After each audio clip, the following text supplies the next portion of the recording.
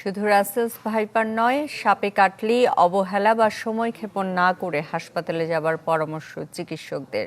দ্রুত সময়ে হাসপাতালে গিয়ে চিকিৎসা নিলে জটিলতা হয় কম, সুস্থ হবার হারও থাকে বেশি। রাজশাহীর আবরার শাহেরকে সাথে নিয়ে আশিকিন প্রিন্সের রিপোর্ট। একমাত্র ওয়ালটন এসি দিচ্ছে 1 বছরের রিপ্লেসমেন্ট গ্যারান্টি এবং কম্প্রেসারের 10 বছরের গ্যারান্টি। রাজশাহীর চারঘাটের দিনমজুর হেফজুল হক গেল 31 মে সকালে যান ধান কাটতে। হঠাৎই তাকে কামড় দেয় Russell's viper.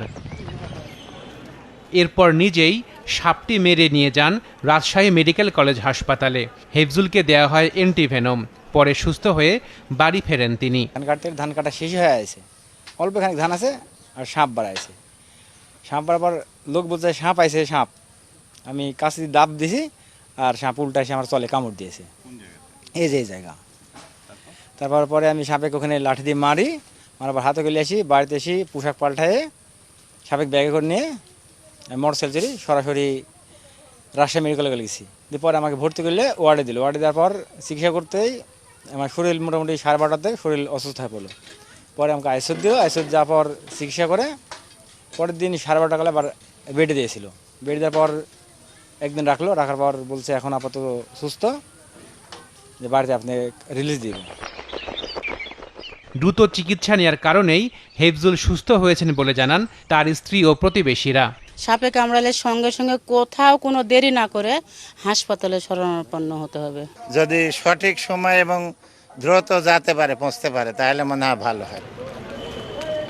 Rajshahi medical college হাসপাতালের তথ্য বলছে 2022 সালে তাদের কাছে যতজন সাপে কাটা রোগী এসেছিল এর মধ্যে 79% ছিল নির্বিষ, আর 14% ছিল কোবরা ও কেউটে সাপে কাটা রোগী। মাত্র 7% ছিল রাসেলস ভাইপারের দংশনের শিকার। চিকিৎসকদের পরামর্শ, সাপে কাটলেই দ্রুত হাসপাতালে যেতে হবে। ভাইপারের কিন্তু মৃত্যুটা একটু দেরিতে হয়, কোবরা কেটের মতো আগে হয় না, একটু সময় নিয়ে হয়, কারণ এদের কমপ্লিকেশন ডেভেলপ করে তারপর মারা যায়। যে পেশেন্টগুলো দেরি করে আসে তাদের কমপ্লিকেশন কিন্তু বেশি। যে পেশেন্ট কামড়াইছে আধা ঘন্টার ভিতরে চলে আসছে তার কিন্তু কমপ্লিকেশন খুব কম, মিনিমাম। যে আধা ঘন্টার ভিতরে যত তাড়াতাড়ি আসতেছে তত তাড়াতাড়ি অ্যান্টিভেনম পাচ্ছে, তাদের কিন্তু কমপ্লিকেশনটা কম। যারা দেরি করে আসছে, দেরি করে কারণ তারা ওঝার কাছে যায়, কবিরাজি করে, এই যে দেরি হয়ে যায়, তাহলে ভেনমটা করে কি বিভিন্ন জায়গায় ছড়াই যায়, এফেক্ট কমপ্লিকেশনটা বেশি হচ্ছে আসলে। যদি রাসেল ভাইপার হোক আর যেই সাপই হোক না কেন, কামড়ানোর সঙ্গে সঙ্গে আমাদের অ্যাডভাইস হলো ভাই নিকটস্থ স্বাস্থ্য কমপ্লেক্সটা থেকে একটু 3 to 5 ml ব্লাড নিয়ে একটা পরিষ্কার গ্লাস টেস্ট টিউবে, যেটা ডিটারজেন্ট ওয়াশ করা না, এরকম একটা টেস্ট টিউবে রেখে আমরা 20 মিনিট রাখি। 20 মিনিট পরে দেখে যদি ক্লট করে গেছে তাহলে এটা রাসেল ভাইপার না।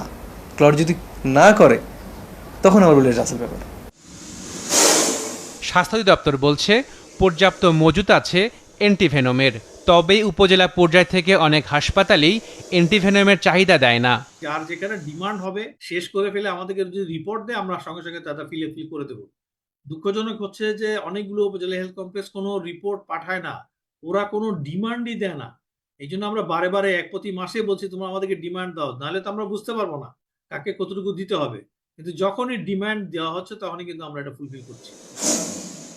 বাংলাদেশে সাপের যেসব প্রজাতি আছে সেগুলোর অ্যান্টিভেনম তৈরির উদ্যোগ নেওয়া দরকার বলে মনে করেন চিকিৎসকরা। Ashikin Prince, channel 24, Dhaka.